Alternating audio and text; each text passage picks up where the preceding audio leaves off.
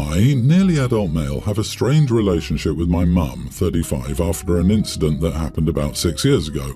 My mum was super strict and a helicopter parent, so we fought a lot over my grades and the trouble I got into at school. She had essentially abandoned me, signing over custody to my dad after I told her something along the lines of, "I hate you and I wish I lived with Dad." Typical things an angsty preteen says to their parent. But that fight seemed to have broken her and she cried before dropping me off at my dad's apartment. I thought it wouldn't be a big deal and I would see her the next day after she proved a point, but she left me there. After that, things got essentially worse for me. My grades dropped and I kept getting into trouble at school, almost to the point where I was kicked out. My dad never had job security, so money was tight. His girlfriend also wasn't fond of me, saying I was dumped on them. I wanted to go back to live with my mum. I considered apologising, but my mum had essentially moved on with her life. She went back to college to get her degree and was constantly studying, and later on she was focused on her new work. On the weekends that I would get to see her, things were tense between us. She tried so hard to be the fun parent, eating takeout and leaving me to do what I wanted, but it was so unlike her and we became more estranged. 3 years ago she started dating Paul, 39 male, a widower with 2 daughters, a tween and a young teen. She began treating his daughters like they were her own, and they started calling her mummy, which irritated me. Eventually they moved into my mum's house and changed my childhood bedroom into one of the girls' rooms. I was livid when I found out, saying some mean things about the girls, and refused to go back there for my mum's weekends, but she was confused about why I was acting this way. Because of this fight, she thought I wouldn't attend the engagement party when she announced that she and Paul would get married. Besides, she didn't want me there to ruin the perfect picture of her new family, so I made it a point to go to the party and called her out on her behaviour. I wanted to confront her and tell her she wouldn't have to bother with me after I went off to college, but I may have taken it a tad too far. Everyone kept talking about how Paul's daughters were like her children and how it would be when she had more kids, and it snapped something in me. I called her a horrible parent and told her she was trying to replace me with the little brats after she had abandoned me, along with some other insults I don't really remember. Paul kicked me out and my dad out, saying I was an idiot for making his fiancée and girls cry and ruining the engagement party. He said I wouldn't be allowed to the wedding unless I called and apologised. I may have taken it a bit too far, but my dad agrees she had it coming after she abandoned a young child at an age when I needed my mother. So, am I the idiot for ruining my mum's engagement party after she abandoned me when I was 11, and should I apologise? Kiddo, sorry this happened. What she did was selfish and she hasn't made up for what she did. You're still young and can learn from her mistakes. Your best course of action will be to succeed in life. You are not the idiot. With the caveat that the engagement party was not the place to have this blowout despite it being understandable, but it would help if you saw someone before this eats away at you. You're letting her and what she did live rent-free in your head and continue to mess you up. You need to deal with this sooner, not later.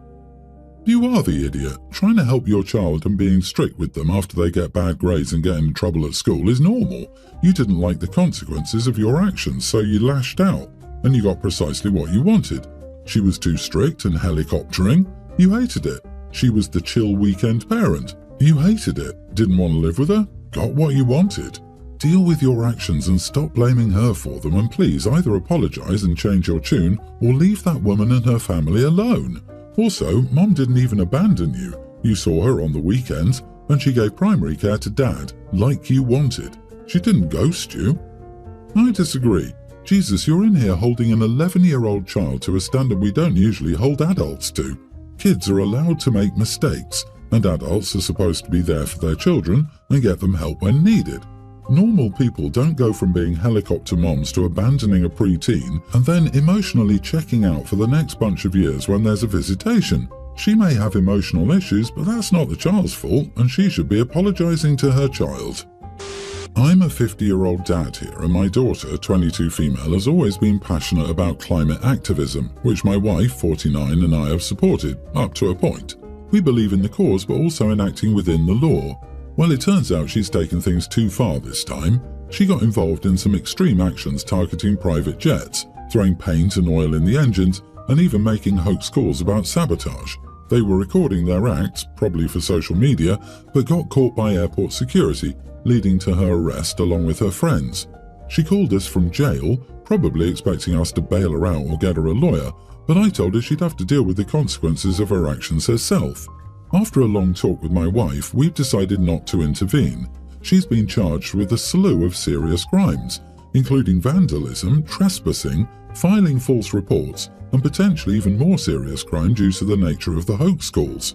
These charges could lead up to 20 years in prison. It's a hard pill to swallow, and I've gone through a range of emotions. But at the end of the day, we've always told her that if she broke the law, she'd have to face the consequences. We never imagined it would come to this, but here we are. I don't feel bad for her, as harsh as that sounds. She's an adult and made these choices, fully aware of the potential outcomes. If she ends up serving time, it's a result of her actions and hers alone. Am I the idiot for not helping my daughter after she was arrested? Oh boy, 20 years. I know you're not looking for sympathy, but hug her mother for me. From one mom to another. I can't imagine what you two are going through and how hard this decision is for you. I'm very sorry you've had to make this choice. You are not the idiot. Personally, I'd have to get my child a lawyer. I wouldn't bail her out of jail though, even if I disagreed with anything she did that would land her in prison. I genuinely feel bad for everyone in this situation. If people who feel that passionate were encouraged to find solutions instead of some encouraging this behavior, more could be accomplished. There's a girl in Louisiana who figured out how to turn broken glass into usable sand, a girl in Africa who turned old shoes into materials for building, and someone else who figured out how to recycle old clothes.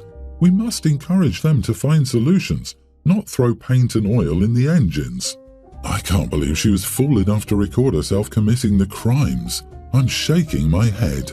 What is wrong with people like that? You can't claim you're not guilty when those recordings are shown in open court. She may as well plead no contest because she ain't getting off with evidence like that. I'm sorry, OP, because it's your child, but your child showed a stunning lack of judgment and incredible stupidity. Don't get me wrong, climate change concerns me greatly, but that doesn't make it okay for activists for any relationship until she suddenly flipped the switch in her senior year and was also poisoned against me. When Sarah was applying for college, I didn't want her to go far because she had book smarts but lacked common sense, and I didn't want her to fall for scams. I even offered to buy her a car if she lived with me and commuted to a local school. But Sarah said the local programs didn't have what she wanted. I found it insulting because I went to a local college, and despite what my ex thinks, I'm highly educated without some PhD.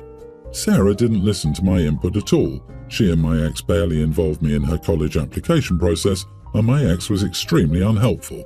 I would just ask basic questions like tuition, since I was going to spend considerable funds, and she would either send website links or answer the question. It would have only taken a few seconds for her to answer the question, so I could stay in the loop about what was going on. But this was part of my ex's way of turning Sarah against me. Sarah enrolled at an out-of-state college, and I didn't even find out until May because my ex didn't bother telling me. I didn't even get to see Sarah off at the airport since she didn't tell me she'd left until after she was already gone.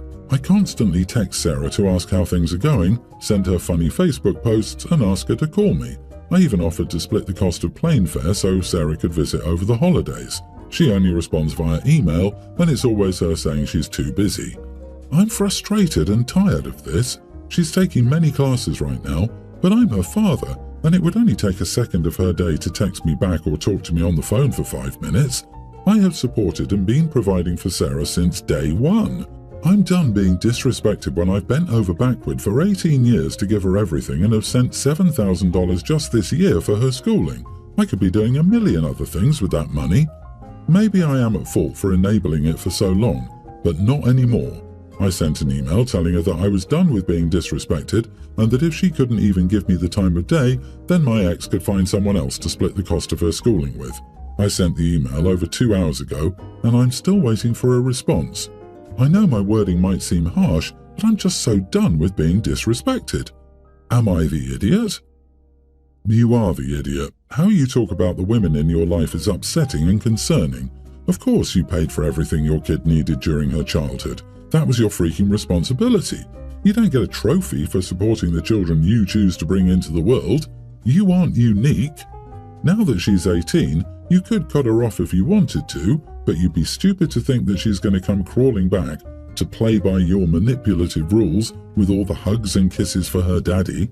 She'll do what most of us had to do. She'll take out loans to cover what you stop paying. You'll never see her again. Forget about her potential future grandchildren. You won't be their grandfather. I don't think your wife had to turn your children against you. You did that all by yourself. Exactly. Sounds like the ex didn't have to poison the kids against him. They just realized how terrible of a person he is on their own. Of course, classic narcissist. It couldn't have been the consequences of his own actions. And he bought food for them. How could he possibly be the ex? He's such a catch. LOL, he got mad that the ex didn't lay out exactly what their daughter was doing for college and only sent a link so he could educate himself, and said it was one of the things she does to turn his daughters against him. Like, what the heck? How can you even come to that conclusion? I have to read something. She's turning them against me. I wouldn't have expected much better for a guy who put signed their birth certificates in the list of outstanding parenting achievements. Update. It has been a day and my daughter has still not even bothered to respond to me. I am not going to just take this disrespect. I've received so many messages making assumptions about what kind of a father I was and attacking me for not enabling a disrespectful adult. I hope you will enjoy handing thousands of dollars every year to support the education of an adult who can't even be bothered to give you the time of day after you've done everything for them. Thank you to the few mature and reasonable people who understand I am not required to enable a disrespectful adult child. My mother-in-law scolded me a few weeks ago for not giving my mother more access to my son, an infant. That time, my husband told her we were the parents and didn't need her to interfere in our decisions for our son. He also told her that none of this was her concern and she should stay out of things when she doesn't know the full story. Mother-in-law tried to argue with my husband, but he shut her down firmly. 2 weeks ago, my mother-in-law brought this up when my husband wasn't present, and I told her that I understood she felt she was advocating for a fellow grandmother and mother of a grown child, but she didn't understand my mother. I told her my mother was cold and uncaring. She had 3 kids, and my older siblings had no contact with either of us for over 20 years because as soon as they were able, they moved out. Even when they were minors living with us, they spent most of their time out of the house. I remember she was just as cold to them as she was to me. I told her I'd never felt loved or cared about by my mother.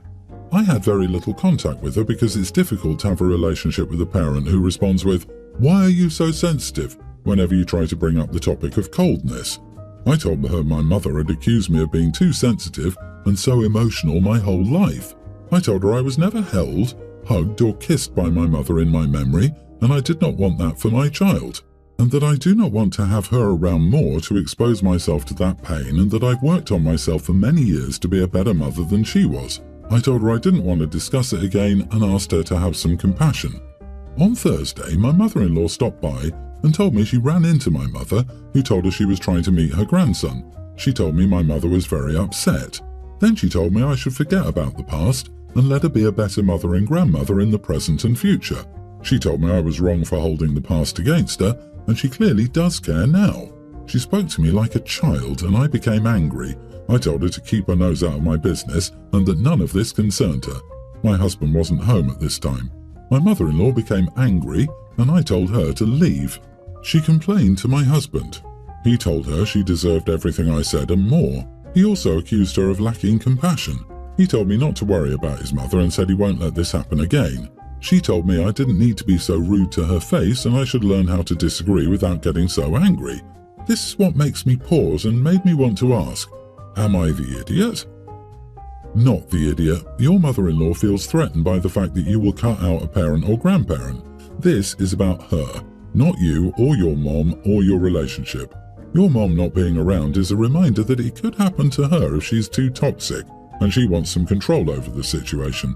By forcing you to accept a toxic parent and grandparent in your mom through guilt trips and nagging, she's really trying to force you to accept any toxic behavior from her towards you and your baby while still having a guarantee of her place. I think you're spot on. Mother-in-law has been told how many times now? Your husband told her nicely but firmly. She tried again with you, and you explained clearly that you didn't have to do it. She then tried again, ignoring both you and your husband, and even then, you repeated your concerns calmly. After that, I think it's more than clear that she doesn't understand kind words concerning this topic. Be careful. She will be taking your child to meet your mother behind your back. If she brings it up again, put her on a timeout from seeing your child. I recently gave birth to my husband and I's first child, a girl. When I was pregnant, we had a lot of trouble deciding on a name, but I finally found one I liked, and my husband said he was fine with it. My husband was playing Street Fighter and I watched it for a few seconds. The character Juri was on screen and something just clicked. I loved the sound of the name and brought it up to my husband. He was a bit unsure at first since the character is apparently a psychopath. I don't really know anything about the game or character, but I assured him it would be fine since we aren't literally naming the baby in honor of the character, and that since it's also a real name, it's not like it's inherently tied to that. He agreed to go along with it and said it was a nice name regardless. So, months later, the baby's born and I'm talking with a friend. She ended up asking how we picked the name Juri, and I brought up that it was kind of a funny story and explained how we picked it. She was kind of astonished, saying that I was naming my child after a villain who's a psychopath and that I was setting my daughter up to be bullied. I argued that it's a real name and not like I was naming the kid something like Darth Vader, where anyone who hears it will immediately associate it with a villainous character. My husband said he went to high school with someone named after Melina from Mortal Kombat, who is also apparently a crazy villain character, and everyone just thought it was cool when they found out. The friend just said I was setting my daughter up for a lot of hardship in the future, and now I'm second-guessing my choice. I didn't think it would be a big deal, but a few other people among my friends and family discovered the name's origin and are now telling me it was horrible to name my child that. Am I the idiot? As a dad and former lawyer, I'm so jealous you'll have a kid named Juri. Mom, is the baby asleep? Dad, the jury is still out. Mom gives the toddler a Cheerio to get them to put on some shoes. Dad, hey, that's jury tampering. Anyway, not the idiot. You'll love the name, and it isn't Scar or Darth Vader. It's a name with independent meaning from its bad guy associations. It's not a super common villain name, if that makes sense, and it is very cute. I doubt most people would recognize where it's from off the bat, and when your daughter shares the origin, it will likely be with people she's close to who would find humor in it, not judgment. Not every Harry is a scrawny orphaned wizard or the brother of the future King of England. Ergo, not every Juri is a villain. A name is a name. You're probably fine.